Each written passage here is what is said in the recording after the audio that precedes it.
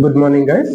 Right, you know very well we are studying or we are revising unit 3, that is social work with the individuals and the groups. Okay, so as part of it, we are studying the social case work or with the individuals. We are in part 2, revision class part 2. Okay, in this we will see the casework process. Okay, then principles of social casework practice.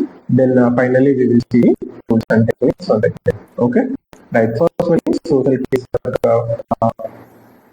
process, that is from intake to follow. We are going to see. Okay, you see social casework process. This is an important area. Try to remember. Okay, so in that first stage is the intake. So what happens in intake? The social caseworker establishes initial contact and contact with the client and gather background, background of the client, referral from where the client has been referred to the caseworker, and rapport building. Rapport building means establishing a proper relationship with the client, and preliminary data collection. Okay, basic details of the client will be collected at this stage. Okay, so these are the things that will happen at the stage of intake. The second stage is in the process of casework study. Okay, so what happens in this? The social worker or caseworker conducts an in-depth assessment of the client's situation, means the environment in which the client is there, and along with the environment, what is the situation of the client. Okay, then how this will be achieved? It will be achieved by employing various tools and techniques like interviews, then environmental and psychological analysis. With this environmental and psychological analysis, study of the client will be done. Okay, then third process is, or third step in social work process is diagnosis. Okay, what happens in this? In this stage, the client will the case worker will identify the root problems of the client that client is facing, and what are the needs, especially the unmet needs of the client. Okay, and strengths and problems of the client. Okay, strength and problem formulation. Okay, then finally, based on this diagnosis, goal setting. The client, the social worker or case worker will set a goal that has to be achieved by intervention. Okay, the client. Okay, so all these things will happen at the diagnosis level. You see, very important. Several things are associated here. Please try and remember. Okay. Then the intervention will start. That is what we call it as treatment. Stage of treatment. Okay. What happens here? The case worker will plan and implement the interventions that are tailored to client goals. What are the goals of the client? Generally, they want to progress. They want to address their problems. For example, a woman is there. She is facing domestic violence in the family. Okay, we are assisting that woman. Okay, how she have to come out of domestic violence. Okay, or another case may be a person or a woman who is in a rural area. She is experiencing poverty. She is unable to come out of poverty though she wanted to. Then you will design an intervention on that, how the person can come out of poverty, maybe by taking some activity. Okay, by establishing some micro enterprises like a beauty parlor, like a eatery, etc. Okay, that is the meaning of goal setting, and intervention will be started for doing that. Okay, then intervention planning. The plan for intervention will be done, and the things will be,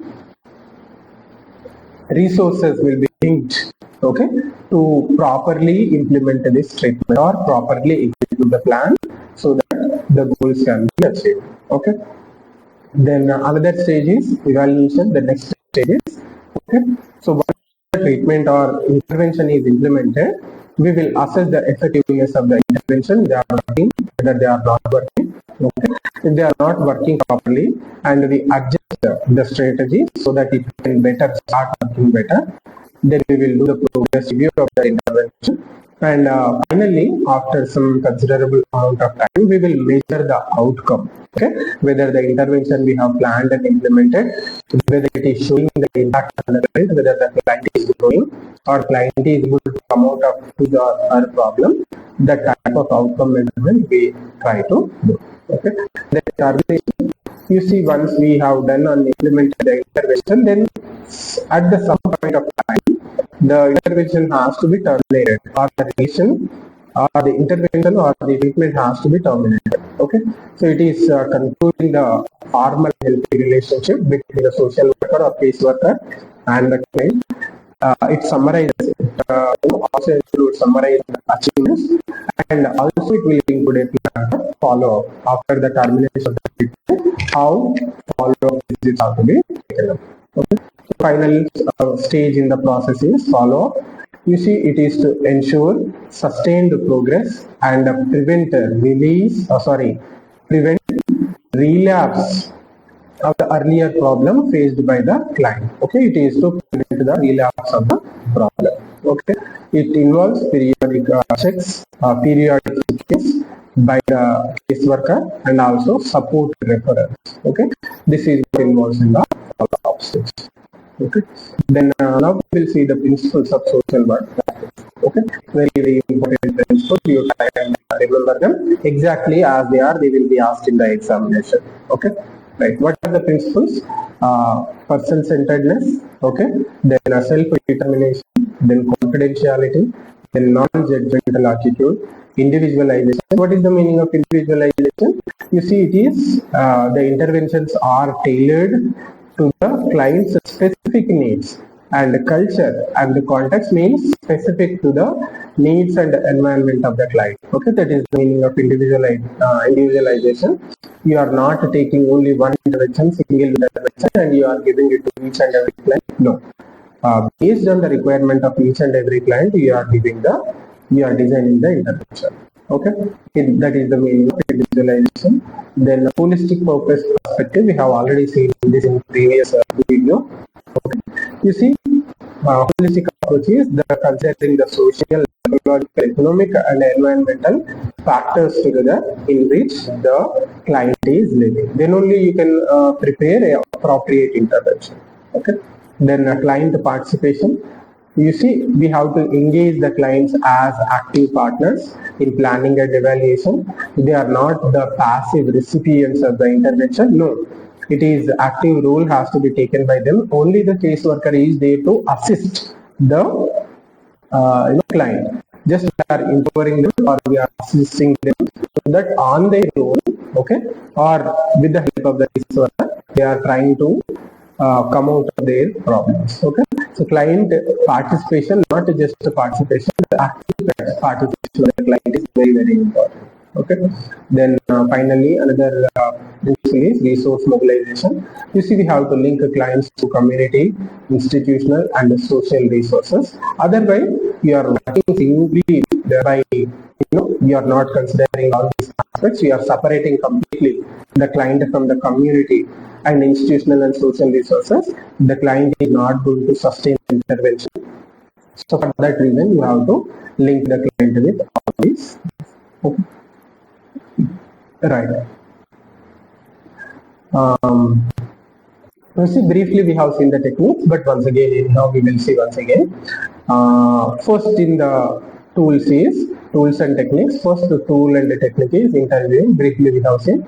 So first of all, how many interview formats are there? First one is structured format, and second one is semi-structured format, and the third one is unstructured format. In this way, different structured interviews are there. Structured interview, semi-structured interview, and unstructured interview format is there. Okay, within the interview, what are the techniques that we employ? Okay, in interview, right? The techniques are active listening. The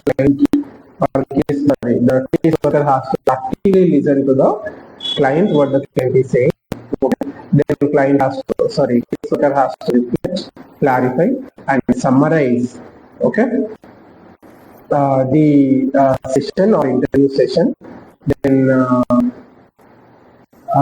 the client or the case worker shall not be asking the closed questions, or we can say open and closed questions. Of course, It's not the caseworker has to remember that he is not leading, he is not asking the leading questions. Okay, what is the meaning of leading questions? That you are suggesting the client to give a particular answer. You are encouraging that person to give that particular type of answer. So no leading question. Open and closed questions are generally closed questions are yes or no. Generally they end with yes or no questions. Open questions are you are giving scope to the client to explain in detail the answer for the question you have asked. Okay. So both are very, very important. Both open type questions and closed type questions. Both are very, very important in the the technical tool of interview. Okay, right. You see these questions elicit the open questions elicit depth information from the client, whereas the closed questions elicit specific facts. Okay, then empathetic responses. You see, you have to validate the feelings and build trust with the client. Then only the client will start trusting you, and he will seek assistance, or he or she will seek assistance from you. Otherwise, practicing social work becomes very, very difficult. Okay? Right. You see, what is the best practice in starting the interview session? First, you have to start with the ice-breaking session or ice-breaking questions. Means just starting for the sake of starting the conversations, you have to start the questions. Okay. Then you progress to sensitive topics. Okay. Important topics or areas that you have to touch so that you can get the information from the client. Okay. Then close the session with the positive reinforcement. That is how the interview session has to be structured. These are some best practices you can follow in interviewing. Then second technique is observation.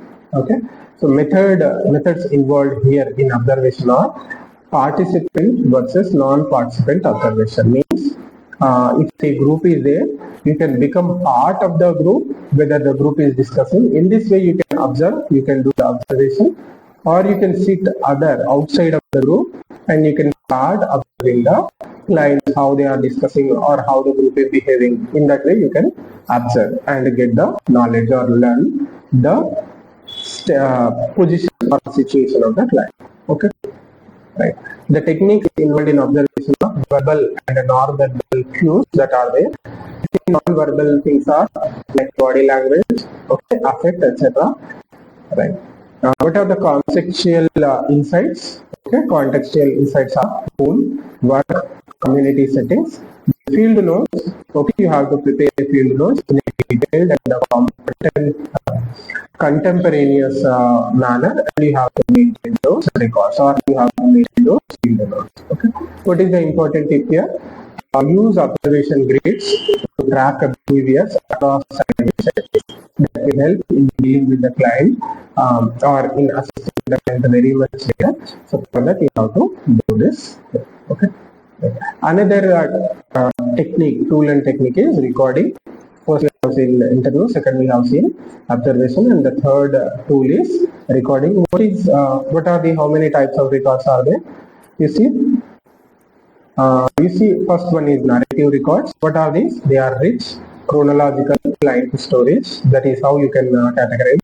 First of all, what is the meaning of recording? Whatever the information or data you have collected through the interview and through observation, how you are storing that information, how you are keeping that information, that is called as recording. In that first type is narrative record, is rich and chronological client storage. Then second type are process records. What are these? These are detailed accounts of session dynamics that you are recording. Then third type is summary records. Here, concise overviews of progress and plans are just recorded. Okay, overviews. Then fourth one is evaluative records. What are these? These are analysis of outcomes against objectives. Okay, in this way you can divide the recordings into various types, especially predominantly 4 types. What is the guideline or tip that suggested here is follow the SOAP format. What is the SOAP format? Subjective, objective, assessment. Okay, then finally plan for clarity and consistency. Okay, this is the guideline you will follow in recording information about the. Okay, then these are primary tools. Then there are additional tools also. Okay, what are the additional tools? First one is home visits. Why home visits are important? You see, or what are home visits? You see, they are they are helpful in contextual assessment and rapport deepening. Why visits are required? Home visits are required for understanding the client, okay, along with his or her environment, in which setting the client is there. Okay, right. They are useful for contextual assessment and rapport deepening with the client. Right. Then second technique is use of standardized, standardized scales. Okay, use of standardized scales. What is the meaning of using standardized scales, or why they are required? For example, big depression inventory. Okay, so this is one example of standardized use of standardized scales. Why it is required, or another rule is strength assessment. Okay, these are standardized scales that we can employ in doing the social casework. Okay, then next, genogram and echo map. What are those? These are visual tools to map family relationships and environmental supports. Okay, so that is genogram and echo map. Okay, then another one is role play. This is also another important tool or technique that you can employ. Right? What is it? The practice of coping strategies and the communication skills. Okay. Right. So these are some additional techniques that are employed in social casework. What are the important points in this area we have studied is, you see, social casework process is a 7-stage cycle from intake to follow-up, ensuring systemic and client the practice. Okay. The adherence to principles like self-determination and confidentiality underpins ethical and effective intervention. The third one is mastery of tools and techniques is very essential, especially tools like interviewing, observation, and record keeping. They are essential for accurate assessment and progress tracking. Okay, these are the important points in this chapter or in this lecture you have to remember. Okay, so in the next lecture we will see some other aspects related to the third topic, that is social work with the individuals and clients. Okay, this is it for today. See you next time. Until then,